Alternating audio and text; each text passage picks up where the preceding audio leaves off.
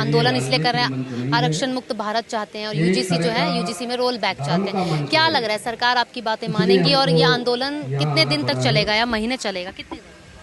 देखिए, यहाँ से जो आज चालू किया गया है आंदोलन, और सरकार से यह बात रखी जाएगी कि जो 80 साल से जो ये शोषण हो रहा है सवर्ण समाज का, इस पर ध्यान दिया जाए और आरक्षण में संशोधन किया जाए। इसको जातिगत ना होकर आर्थिक आधार पर किया जाए।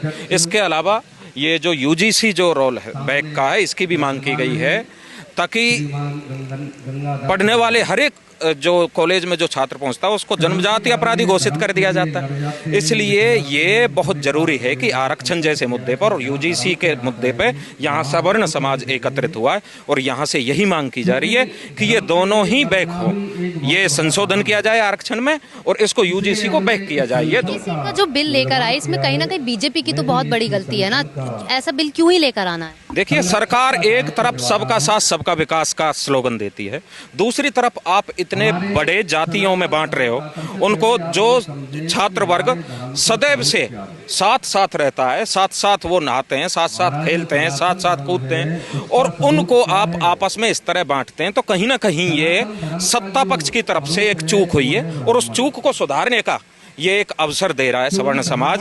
और ये आपने देखा होगा शांति प्रिय धरने, शांति एक संवैधानिक तरीके से संदेश दिया जा रहा है कि ये आप गलती को सुधारो और ये यूजीसी को बैक करो।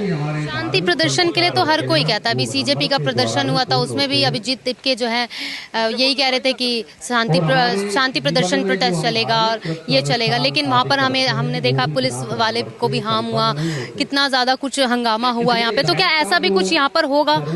देखिए, शांति का मतलब होता है संवैधानिक तरीके से आप अपनी बात रखो। एक आतंकवादी गतिविधियां होती हैं जो राष्ट्र के खिलाफ होती हैं। हमारा परम कर्तव्य ये होता है कि राष्ट्र हित में रहते हुए हम अपनी बात रखें और वो बात रखने के लिए यहाँ आए। इस तरह की कोई गतिविधि नहीं होगी जो देश के खिलाफ हो और जिससे देश की वस्तुओं को या देश की धरोहरों को नुकसान हो। इस तरह का कोई यहाँ कुछ नहीं होगा। सब शांतिपूर्ण तरीके से यहाँ अपनी बात रखें। आपत्तिजनक पोस्टर हमें दिखाई दे रहे थे सीजेपी के प्रोटेस्ट में, क्या वो यहाँ भी दिखाई देंगे? नहीं, आप देख सकते हैं यहाँ तो बहुत धार्मिक तरीके से महाराणा प्रताप जो सवर्ण समाज के जो एक आदर्श माने जाते हैं, भगवान परशुराम जी, लिखा भी सवर्ण समाज है, तो यहाँ तो बड़ी धार्मिक दृष्टि से यहाँ एकत्रित हुए हैं और शांतिपूर्ण यहाँ मांग रखी जाएगी। इस तरह का कोई भी आपको यहाँ राष्ट्र विरोधी एजेंडा नहीं मिलेगा।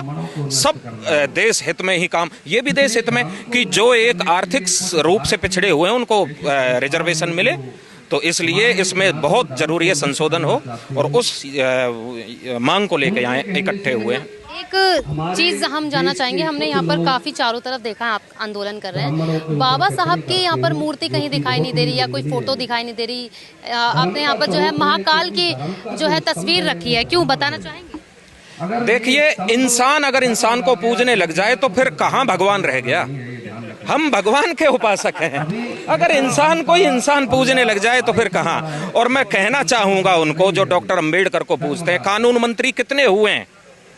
कानून मंत्री कितने हुए हैं? अगर आप संविधान को भी देखें, संविधान रचने वाले, संविधान में भी 192 व्यक्ति थे बनाने वाले, फिर क्यों उस आदमी को पूजें? अगर वो उन्हें पूजते हैं उनकी मर्जी है, लेकिन हमारा जो भगवान है हम अपने भगवान को पूजेंगे। व्यक्ति पूजा हमारे